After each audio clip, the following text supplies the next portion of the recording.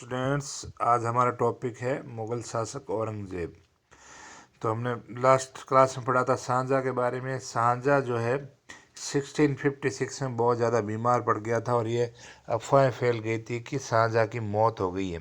तो ये अफवाहें जो है उसके जो दिल्ली के अंदर, तो उसके बाद दिल्ली और आगरा जो जहाँ पर ये मुग़ल शासक रहते थे, तो आगरा पर तो जो है मात्र जो है दारा शिकोह जो सबसे बड़ा बेटा था शाहजहाँ का, वही रहता था। बाकी बेटे जो है अलग अलग क्षेत्रों में सूबेदार थे। औरंगजेब दक्षिण भारत का सूबेदार था, शुजा बंगाल का सूबेदार था और मुराद जो है गुजरात का सूबेदार था। यानी चार बेटे हैं, दारा शिकोह, मुराद, शुजा और औरंगजेब। तो अब जब ये बीमार पड़ा है शाहजहाँ, तो इसके बेटे जो है चारों ही शासक बनना चाहते हैं, मुगल सम्राट बनना चाहते हैं। तो इनमें उत्तराधिकार संघर्ष प्रारंभ हुआ और इन युद्धों में फाइनली औरंगजेब जीत जाता है और वो मुगल सम्राट बनता है। इसने अपने तीनों भाइयों को जो है हरा करके उनकी हत्याएं करवा के जो है शासक बना। तो पहले बात करते हैं औरंगजेब के प्रारंभिक जीवन की। तो औरंगजेब का जन्म दोहद उज्जैन के पास है दोहद में 3 नवंबर 1618 ईस्वी में हुआ था। वे अत्यंत ही प्रखर बुद्धि वाला व्यक्ति था और वे शीघ्र ही कुरान व हदीस, इस्लाम के जो ग्रंथ हैं, पवित्र ग्रंथ इस्लाम के कुरान और हदीस धर्म ग्रंथों को जानने वाला पंडित बन गया। उसने अरबी व फारसी के साथ साथ तुर्की और हिंदी भी सीखी। अच्छी सैन्य शिक्षा के कारण वह शीघ्र ही कुशल सेनानायक बन गया। इसी कारण शाहजहाँ ने उसे दक्षिण भारत का सूबेदार बना दिया। तो उसकी योग्यता से खुश होकर शाहजहाँ ने उसको दक्षिण भारत का सूबेदार बनाया। दक्षिण की सूबेदारी में उसने अपने कुशल सैनिक प्रबंध का परिचय दिया। जब वह दूसरी बार दक्षिण के सूबेदार संभाल रहा था, तभी उसने अपने पिता की गंभीर बीमारी की सूचना मिली। सेकेंड टाइम सूबेदार था उस समय, ये बीमारी की सूचना मिली शाहजहाँ की। शाहजहाँ का अंत निकट समझकर उसके चारों पुत्र गद्दी के लिए आपस में लड़ने लगे, जिसमें फाइनली औरंगजेब जीतता है और मुगल सम्राट बनता है। तो दूसरा पॉइंट है औरंगजेब का राज्यारोहण। औरंगजेब ने दिल्ली में 21 जुलाई 1658 को अपना राज्याभिषेक करवाया और आलमगीर की उपाधि धारण की। उसने आमेर के मिर्जा राजा जय सिंह को जो है सामूगढ़ के युद्ध में जो है सामूगढ़ युद्ध के दौरान अपने पक्ष में मिला लिया था। यानी पहले राजपूत सभी जो है दारा शिकोह के समर्थन में थे, मेवाड़ वाले किसी के समर्थन नहीं थे, वो निष्पक्ष बैठे थे। जोधपुर के जसवंत सिंह वो भी दारा शिकोह समर्थन थे, जय सिंह भी दारा शिकोह के समर्थन में थे और मुगल सम्राट शाहजहाँ भी दारा शिकोह को ही शासक बनाना चाहता था। तो अब सामूगढ़ का युद्ध होता है, उसमें जय सिंह जो आमेर वाले हैं उनको जो है औरंगजेब ने अपने फेवर में मिला लिया। उसका प्रथम उद्देश्य था सभी योग्य सरदारों को अपने पक्ष में करना। उसने जोधपुर के राजा जसवंत सिंह से भी धर्मत नामक युद्ध किया था, जिसमें जसवंत सिंह हार गए थे। जसवंत सिंह ने युद्ध के बाद औरंगजेब की तरफ जाना ही उचित समझा। हालांकि जयपुर वाले जो जय सिंह है, इनको जो है कह करके औरंगजेब ने जो जसवंत सिंह को अपने फेवर में किया था।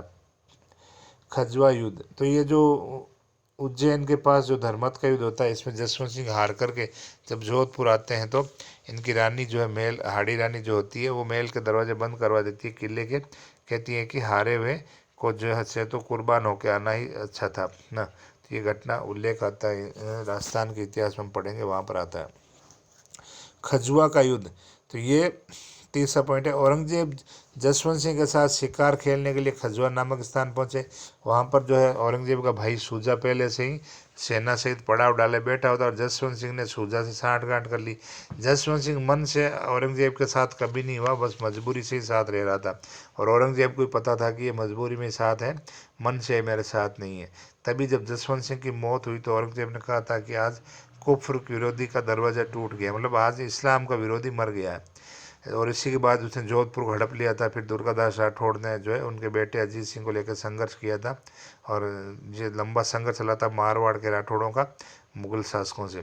तो जसवंत सिंह ने शुजा से साठगांठ कर ली थी और जल्द ही औरंगजेब को इसकी सूचना मिल गई और उसने अपनी सेना के साथ शुजा के पर धावा बोला। भीषण युद्ध के बाद शुजा परास्त हुआ और वो अपने जीवन बचा करके वहाँ से भाग गया। तो उसके बाद शुजा वापस नहीं आता और फिर ये बर्मा की तरफ, बंगाल की असम की तरफ चला जाता है और उधर उसकी मौत हो जाती है।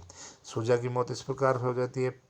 मुराद को जो है औरंगजेब जो दिल्ली ले जा करके वहाँ पर उसके बंदी बना के हत्या कर देता है और दारा शिकोह को जो दोराई के युद्ध में हराने के बाद बंदी बना के फिर हत्या कर देता है। तो नेक्स्ट हम लेते हैं दोराई के युद्ध। दोराई जो अजमेर की घाटी के पास में दोराई की घाटी है, जबकि अजमेर से जस्ट आगे किशनगढ़ जाते हैं तो वहाँ पर आती है। तो जसवंत सिंह ने खजवा से लौटकर जोधपुर आ गए और इस दौरान जो है दारा शिकों को शॉर्ट में दारा बोलते हैं ना, तो दारा को सहायता का आश्वासन दिया। इस पर दारा ने सेना सहित अजमेर की तरफ आ गया। औरंगजेब ने जसवंत सिंह को अपनी ओर मिला करके मतलब जय सिंह को भेज करके जसवंत सिंह को अपने फेवर में किया और दारा को चारों ओर से घेर लिया। 1 मार्च 1659 को अजमेर के निकट दौराई के नामक स्थान पर भीषण युद्ध हुआ। औरंगजेब ने इस युद्ध में दारा हार गया था, भाग गया था। फिर उसके किसी दोस्त ने बंदी बना करके औरंगजेब को सौंप दिया था। औरंगजेब ने इसकी हत्या कर दी थी। तो औरंगजेब ने दारा की हत्या करके उसके पुत्र को भी बंदी बना लिया था। तो इस प्रकार इसके तीनों शत्रु भाई मर गए हैं। औरंगजेब, दारा, मुराद, शुजा, तीनों की मौत हो गई। अब ये अकेला बचा है। तो अब ये स्वतंत्र रूप से जो है शासक बन गया। इसने शाहजहाँ को कैद में डाल दिया था, जो 1666 में यानी 8 साल बाद मर जाता है जेल में, जो हमने लास्ट टॉपिक में पढ़ा था। अगला लेते हैं औरंगजेब की पूर्वोत्तर और पश्चिमोत्तर सीमा नीति। औरंगजेब के समय मुगल सीमा आसाम तक पहुंच गई। पश्चिमोत्तर सीमा भी बहुत बड़े भाग जो मुगलों के अधिकार में हो गया। लेकिन मुगलों के इस साम्राज्य में समय समय पर अनेक विद्रोह हुए। इस युग में होने वाले प्रमुख विद्रोह निम्नलिखित थे। तो औरंगजेब के समय विद्रोह भी बहुत सारे हुए थे। धार्मिक विद्रोह भी खूब हुए और राजनीतिक भी। धार्मिक जैसे सिखों का विद्रोह था, जिन्होंने गुरु तेग बहादुर की हत्या औरंगजेब ने करवा दी थी, जिसकी वजह से जो है गुरु गोविंद सिंह के नेतृत्व में सिख लड़े। हरियाणा में जो है नारनौल वाले क्षेत्र में सतनामियों ने विद्रोह किया। मराठे लड़ रहे थे, राजपूत लड़ रहे थे, जाट लड़ रहे थे, है ना। तो औरंगजेब ने सबको अपनी नीतियों से जो है दुश्मन बना लिया था, जिसकी वजह से मुगल साम्राज्य का बर्बादी हो गई, पतन हो गया। तो औरंगजेब के समय मुगल सीमा आसाम तक पहुंच गई। पश्चिमोत्तर में जो है ये भी असम और उधर पाकिस्तान, वर्तमान पाकिस्तान और बड़े भाग वाले क्षेत्र पर अधिकार था। अब विद्रोह कौन कौन से हुए, तो पहले रहते हैं यूसुफ जईयों का विद्रोह। तो कुछ कबीलों ने भाबू की अध्यक्षता, भाबू इनका लीडर था, जिसने मुगल साम्राज्य पाकिस्तान वाले क्षेत्र में है, अफगानिस्तान वाले क्षेत्र में है। तो यहाँ पर मुगल साम्राज्य की सीमा पर घुस करके औरंगजेब के साम्राज्य में उत्पात जो है ये मचाते थे। यूसुफ जई जाति जो है, कबीले जाति हैं, वहाँ के किसानों को ये तंग किया करते थे। औरंगजेब ने अपनी एक सेना सहित विद्रोहियों को परास्त करने के लिए भेजी थी। बाबू की अध्यक्षता में विद्रोहियों ने आत्मसमर्पण कर दिया, जिससे इस इलाके में फिर शांति स्थापित हो गई। फिर अगली बात है अफरीदी जाति का विद्रोह। अफरीदी ये भी पाकिस्तान अफगानिस्तान क्षेत्र में रहने वाली मुस्लिम जाति कबीले हैं थे। तो इन्होंने पश्चिमोत्तर सीमा प्रदेश में अफरीदी नेता अकम खां के नेतृत्व में अफरीदियों ने मुगलों के विद्रोह कर दिया। इस युद्ध में औरंगजेब की सेना सहित आक्रमण किया, लेकिन मुगलों को इसमें बहुत भारी हानि हुई थी अफरीदियों के संघर्ष में। फिर एक खटकों का विद्रोह, ये भी मुस्लिम जाति कबीले थे उसी क्षेत्र में, उत्तर पश्चिम में। तो अफरीदियों के विद्रोह से प्रोत्साहित, अफरीदियों ने जो इनको बहुत नुकसान पहुंचाया मुगलों को, तो इससे जोश में आ गए खटक जाति। तो अफरीदियों के विद्रोह से प्रोत्साहित होकर के अन्य कबीलों ने भी मुगलों का विरोध करना प्रारंभ कर दिया, जिसमें खटक प्रमुख थे। औरंगजेब ने बड़ी चतुराई के साथ इन खटकों के विद्रोह को शांत कर दिया। तो ये खटक जाति के विद्रोह को भी इन्होंने शांत किया है। औरंगजेब की दक्षिण नीति की बात करते हैं दक्षिण भारत में। तो औरंगजेब ने लगभग 50 वर्ष तक शासन किया और उसमें से शासन के अंतिम 25 वर्ष उसने दक्षिण भारत में बिताए थे। यही इसकी बर्बादी का कारण बना था। तो औरंगजेब के लिए घातक सिद्ध हुई, जिसके कारण औरंगजेब अपने साम्राज्य की ओर ज़्यादा ध्यान नहीं दे पाया। औरंगजेब ने दक्षिण में बीजापुर और गोलकुंडा पर विजय प्राप्त की। तो बीजापुर और गोलकुंडा पहली बार मुगल सत्ता के अधीन आते हैं औरंगजेब के टाइम में। मराठों से तो वो अपने जीवन के अंतिम समय तक लड़ता ही रहा था, क्योंकि मराठे संघर्ष कर रहे थे, उनको अधीनता नहीं मनवा पाया। औरंगजेब की राजपूत नीति की बात करते हैं तो शाहजहाँ की बीमारी के बाद जो उत्तराधिकार संघर्ष हुआ, उसमें राजपूतों ने औरंगजेब के विरुद्ध दारा का समर्थन किया था और फिर औरंगजेब ने बाद में इनको क्षमा करके मित्रपूर्ण संबंध स्थापित किए, क्योंकि औरंगजेब को पता था कि ये ताकतवर राजा हैं, इनसे दोस्ती करना ही ठीक है। उसने आमेर के राजा जय सिंह और जोधपुर राजा जसवंत सिंह के सदैव सम्मान दिया, है ना, क्योंकि मजबूरी में, क्योंकि पावरफुल सामंतों को साथ रखना जरूरी था। ऐसा केवल उसने अपनी स्थिति को मजबूत प्रदान करने के लिए किया था। वह दिल से राजपूतों का कट्टर विरोधी था। औरंगजेब की कट्टरता व धार्मिक असहिष्णुता की नीति से राजपूत असंतुष्ट हो गए और जो है जिन राजपूत शासकों ने मुगल साम्राज्य को मजबूत करने के लिए अपना खून बहाया, वही बाद में जो है औरंगजेब की धार्मिक कट्टरता के कारण उसके शत्रु बन गए। फलस्वरूप राजपूतों से अंग्रेजों का टकराव पैदा होना स्वाभाविक था।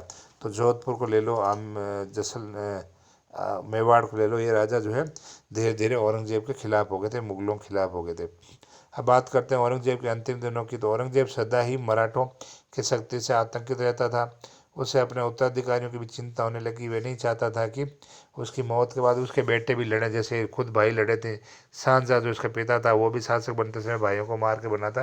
तो इसको डर था कि उसके उसके बीमार पड़ते ही मरते ही जो है इसके पर बेटे भी लड़के मरेंगे। तो पुत्र आपस में लड़े आते। उसे शहजादा कामबख्श को अपना उत्तराधिकारी बनाया, लेकिन उसे अपने अन्य पुत्रों पर विश्वास नहीं था। हर समय भय में रहता था कोई शहजादा उसे बंदी ना बना ले। मराठों की बढ़ती हुई शक्ति और विफलता जो मुगलों की थी मराठों के प्रति, और विनाश और व्यथा का भार लेकर के औरंगजेब जो 21 फरवरी 1707 को जो है इसकी मौत हो जाती है। और दक्षिण में दौलताबाद से 4 मील पश्चिम में खुलदाबाद में उसके शव को दफनाया गया। मतलब यहीं दक्षिण भारत में दौलताबाद के पास खुलदाबाद में इसकी जो है जो है दफन करके इसकी कब्र वहाँ बनाई गई है। औरंगजेब के मूल्यांकन की बात करते हैं तो औरंगजेब निस्संदेह एक शक्तिशाली शासक था। उसने अपने साम्राज्य में ऐसे प्रदेशों को भी सम्मिलित किया जो उसके पूर्वज ने शामिल नहीं कर पाए, जैसे बीजापुर, गोलकुंडा है। लेकिन इसके पीछे उसका मुख्य उद्देश्य संपूर्ण देश को इस्लामिक रंग में रंगना था, यानी वो पूरे भारत को इस्लामिक देश बनाना चाहता था। वे अपने आप को केवल सुन्नी मुसलमानों का शासक मानता था। न्याय करते समय भी वे वादी और प्रतिवादी में से जो इस्लाम को कबूल कर लेता उसे छोड़ देता था, यानी वो धार्मिक रूप से पक्षपात करता था। अगर कोई हिंदू ने अपराध किया और वो मुस्लिम धर्म अपना लेता तो उसको छोड़ देता था। उसके अविश्वासी प्रवृत्ति के कारण सारी शासन व्यवस्था अस्त व्यस्त हो गई, और उसने देश की संस्कृति, स्थापत्य कला, चित्रकला, संगीत के विकास में कोई प्रयास नहीं किया। इसने मतलब इस्लाम विरोधी मान करके चित्रकला, संगीत, कला आदि स्थापत्य के लिए इसने संरक्षण देना बंद कर दिया। तभी ये सब लोग जो प्रांतीय राजाओं के पास चले गए थे। तो वास्तव में मोहम्मद अली जिन्ना को छोड़कर औरंगजेब के समान कोई दूसरा ऐसा व्यक्ति नहीं था जिसने भारत की जनता को 2 भागों में बांट दिया हो। तो ये था औरंगजेब का भाग। नेक्स्ट टॉपिक में हम अगला टॉपिक अगली क्लास में लेंगे। आज के लिए इतना ही।